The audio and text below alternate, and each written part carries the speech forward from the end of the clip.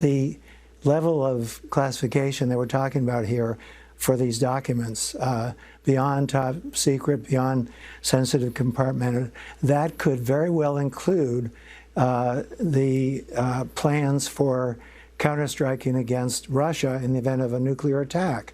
That's something that's part of the football program, which I've written about, where the president chooses options from these documents on how to respond. He has to respond within 20 minutes to prevent annihilation of the United States. And that's one item that could be in these documents.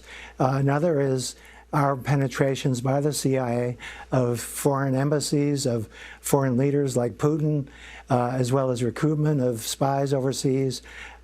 So we're talking about incredibly valuable secrets that the Russians, of course, would have been after. The Russians would have been trying to penetrate Mar-a-Lago day and night, and very possibly did recruit spies to obtain these documents. Ron, you're saying that they could be there.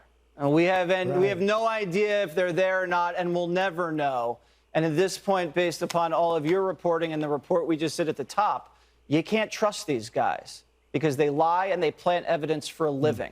Yeah, if one thing's for sure, it's that Ron Kessler isn't getting invited back anytime soon. If you want to know what panic looks like, it is Jesse Waters as his guest goes off live on air explaining why, in fact, it was so dangerous that Trump held on to classified documents at his little golf club / cemetery at Mar-a-Lago. And in pretty damn simple terms, too. That the documents could contain, for example, the U.S.'s plan to respond in the event of a nuclear strike by Russia, in which the president would have only 20 minutes to make a decision on what to do next.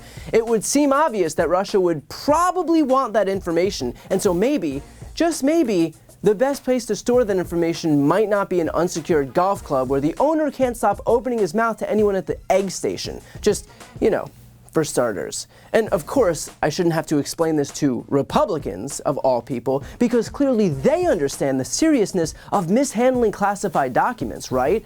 Since, if memory serves me correctly, they've spent the better part of a decade wailing about Hillary Clinton mishandling classified documents of her own, which apparently was the gravest national security crime in the history of the world.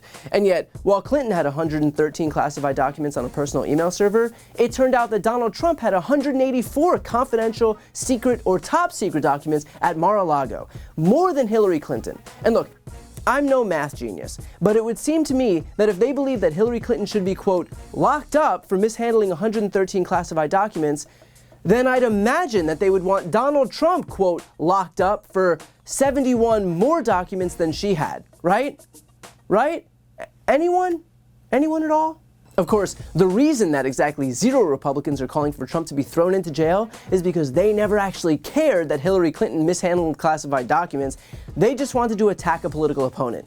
They wanted to use her as a boogeyman, which is why, by the way, they still fearmonger using Hillary Clinton to this very day. But the fact that Trump did effectively the same thing, but to a much greater degree than she did, and yet no Republicans have found it in themselves to call him out, goes to show that all those people were only interested in the political attack. So all of that grandstanding and hyperventilating about national security was, you guessed it, bullshit.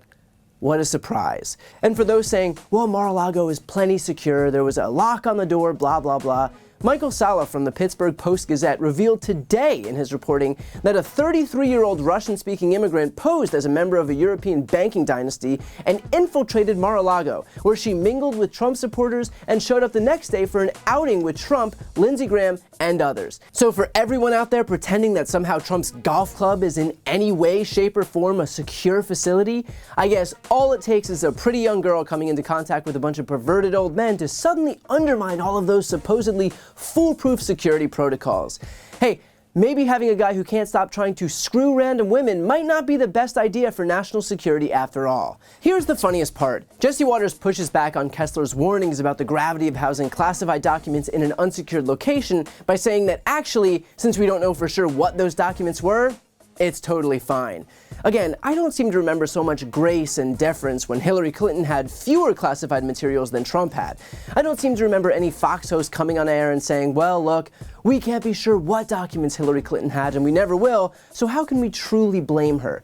Instead, it was level 10 hysterics about how the US was vulnerable to every attack under the sun. And yet now, not only is Trump getting absolved by these people, but because the FBI will never come out and say what documents were recovered from Mar-a-Lago, since that would reveal what classified information they took to everyone, they found a little catch-all to never criticize Trump. In other words, we can only attack Trump if we truly knew that the documents he took put us in grave danger, and we'll never know what documents he took. Ergo, we'll never criticize Trump. Convenient, huh?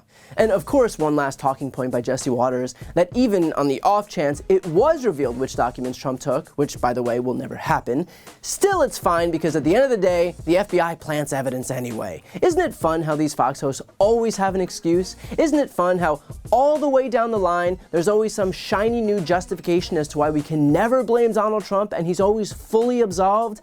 Weird how when it's a Republican, there's always some magical explanation as to why it's never his fault.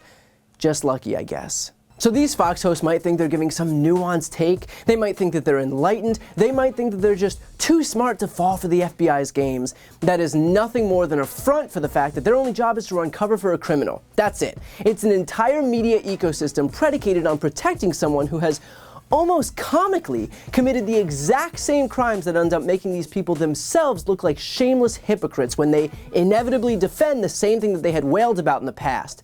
So they might think that they're clever, but it's in the same way that a 4-year-old hiding behind a stop sign thinks they're clever. We can all see they're hiding clear as day, and the only one not in on it is them. Before you go, couple things. First, if you want to support my work, the best way is to subscribe to this channel. The subscribe button is right here on the screen. And second, if you want to see and hear more from me, check out my website, briantylercohen.com. That way you can get links to my podcast, merchandise, ways to donate to voting rights organizations, and so much more. The thumbnail is also right here on the screen, so go check it out. And as always, thank you so much for watching.